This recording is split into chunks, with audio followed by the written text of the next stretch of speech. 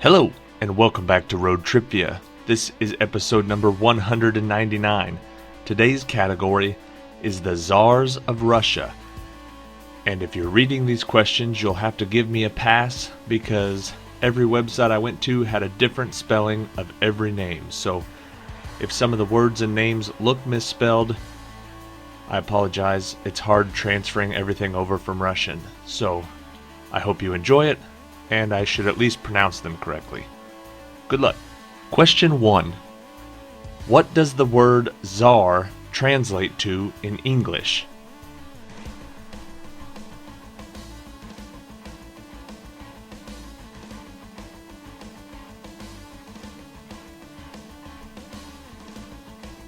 The answer is emperor or king.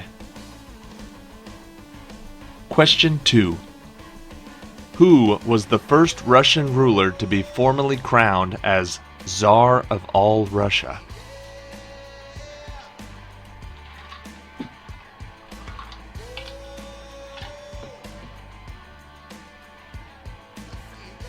The answer is Ivan IV. Question 3. Which daughter of Peter the Great became Empress of Russia and led the country in the 7 Years' War?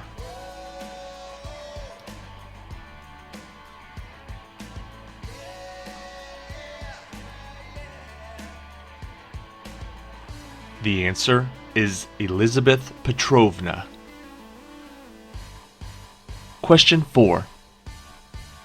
The House of Romanov was the second and final royal family to reign over Russia. Who was the first Tsar of the House of Romanov?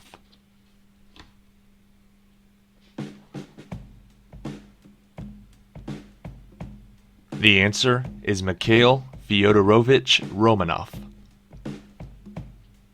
Question 5. Who was the last Tsar of the House of Romanov? He was also the last Tsar of any house in Russia.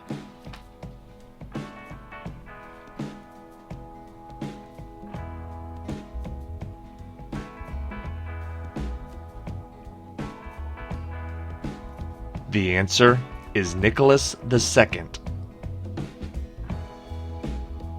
Question 6. Who was the last Tsarina of Russia?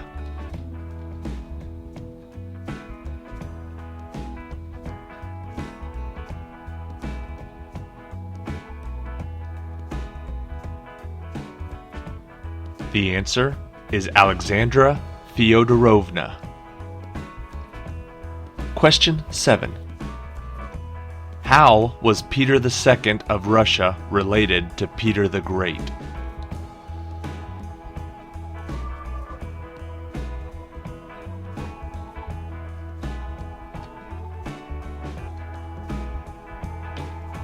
The answer is he was his grandson. Question 8. What tragedy occurred at the national celebration to honor the coronation of Tsar Nicholas II?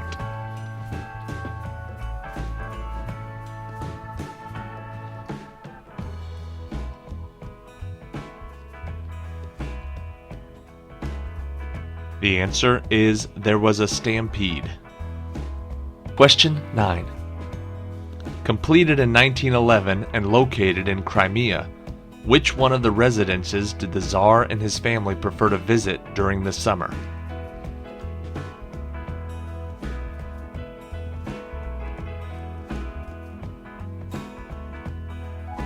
The answer is the Livadia Palace. Question 10. The youngest child and only son of Emperor Nicholas II was born with a hereditary illness which later was declared the royal disease. Which disease was it?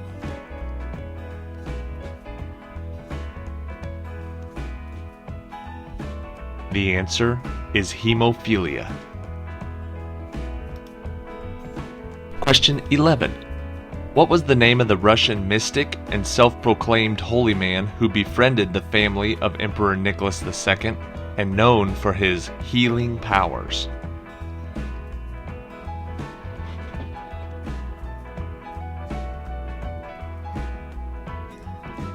The answer is Rasputin. Question 12. On January 22, 1905, the Imperial Guard opened fire, killing 92 protesters led by a man named Gapon at the Winter Palace.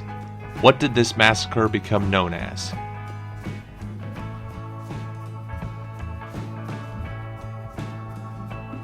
The answer is Bloody Sunday.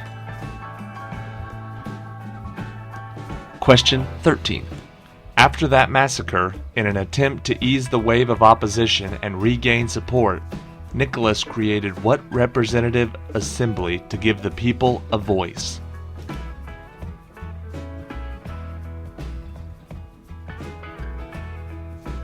The answer is the State Duma. Question 14. The Russian Orthodox Church canonized Nicholas II's family with what category used to identify believers who, like Christ, endured suffering and death at the hands of political enemies?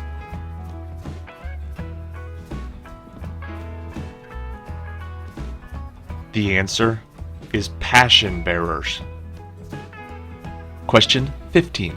The Romanovs' reign ended at a house in Yekaterinburg that shared a name with a monastery in Kostroma, where the Romanovs' reign began. What was that name?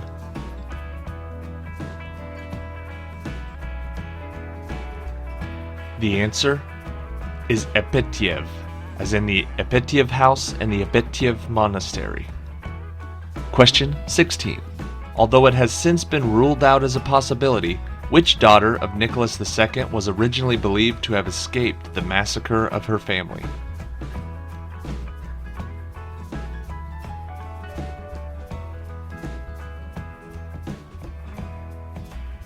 The answer is Anastasia. Question 17. Nicholas II had 5 children. Besides Anastasia, what were the other 4 children's names?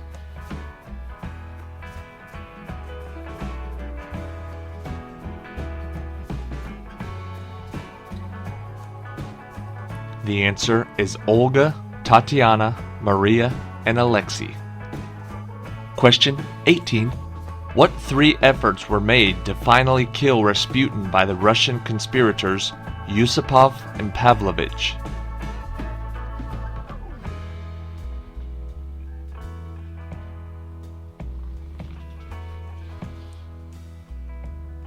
The answer is they poisoned, shot, and drowned him. Question 19.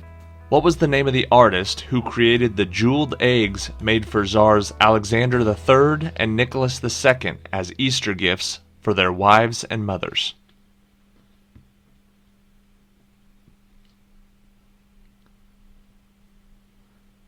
The artist was Peter Carl Fabergé. Question 20. What was the name of the radical far-left Marxist faction founded by Vladimir Lenin and Alexander Bogdanov that executed the last Tsars and seized control of Russia?